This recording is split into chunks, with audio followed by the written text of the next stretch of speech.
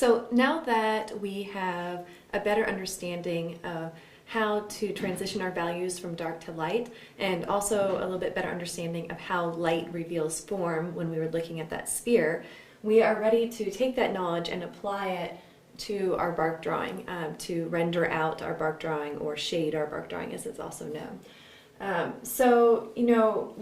When you're starting, it's good to start with one area.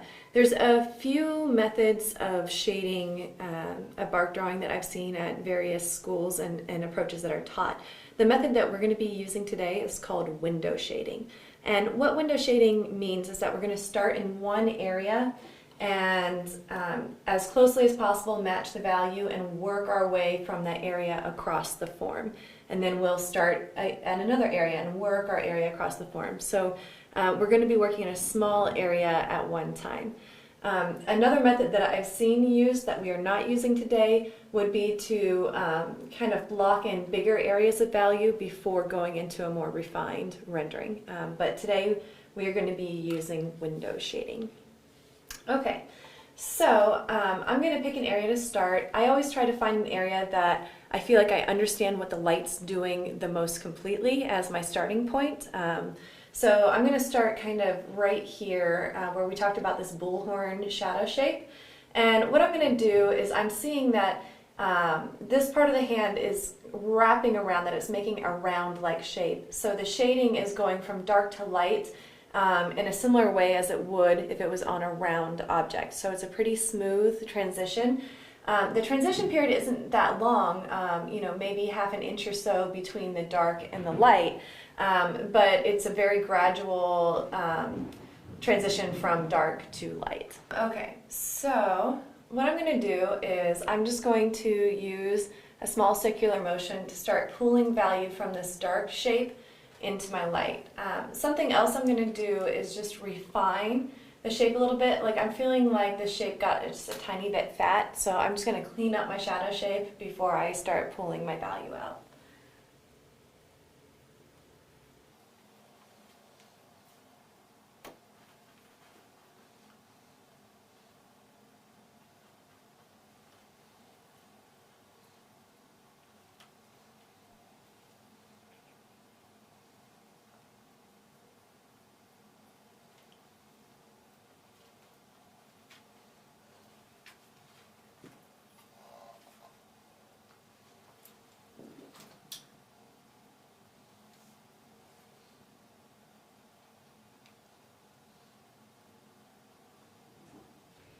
So it's never too late to kind of correct any of the drawing things that you're doing. In fact, as you render, you will often find some small shifts in the drawing that you may want to do, correct as you're rendering through.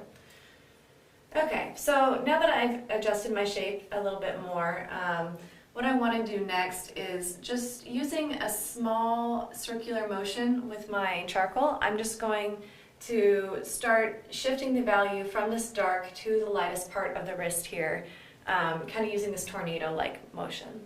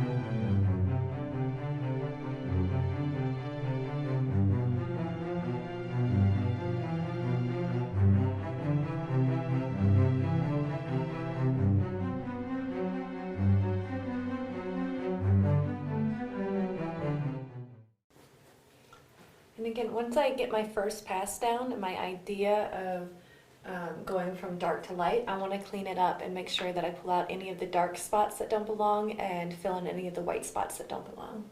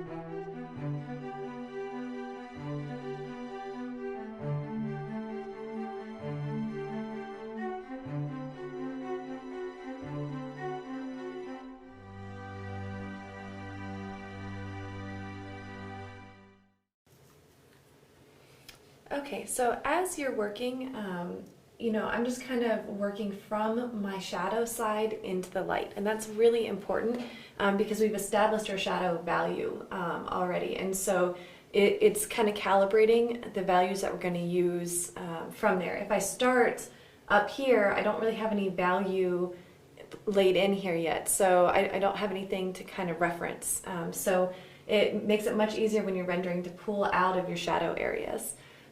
So I've been kind of working on this roundish form right here, and I'm just going to kind of continue to move along my core shadow. And so as I move out from my core shadow and up, I'll eventually kind of fill in the whole form of the hand, but I always want to work from my core shadows first and then kind of work around and then fill in. Work out from all your core shadows in an area before you start getting into some areas like this part of the hand that are really far away from your core shadows.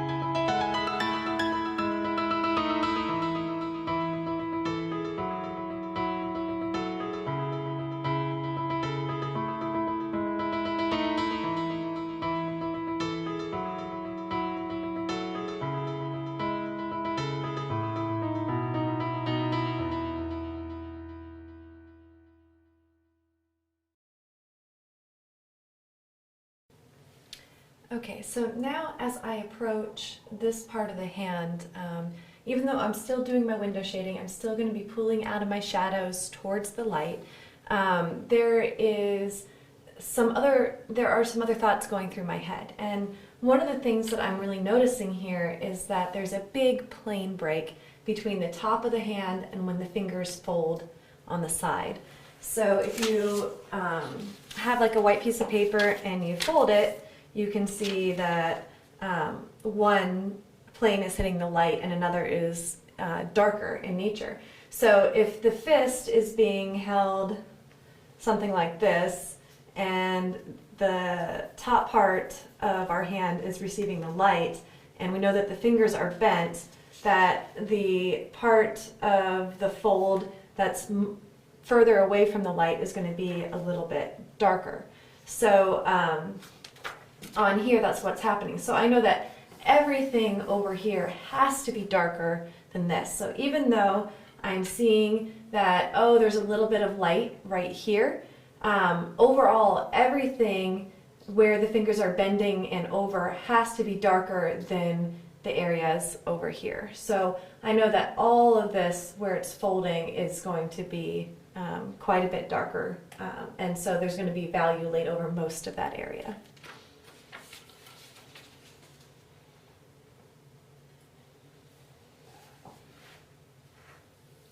All of that area, actually. All of this, except for this one itty bitty highlight right here, is going to be darker than that.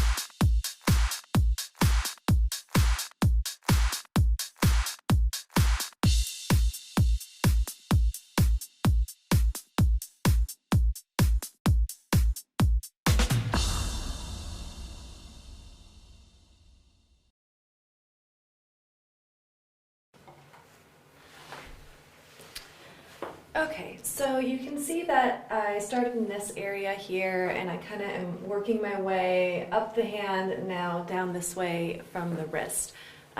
There's a few things that I'm thinking about. We talked a little bit about the plane break of the hand, how I know that this plane is lighter, and because the fingers are bent and going away from the light, that I know that all of these fingers here have to be darker than this light plane. Also, as I've been working across, I'm just comparing areas. So I'm always asking myself, is the area I'm working on, say here, lighter or darker than this? Is it lighter or darker than this? So I'm always asking myself these questions to make sure that I'm getting the right value in the right place. Okay, so as we continue to work up this arm, we're going to talk more about ideas and the thought processes to help us make sure that we are showing the form in the bark plate as we continue to work on it.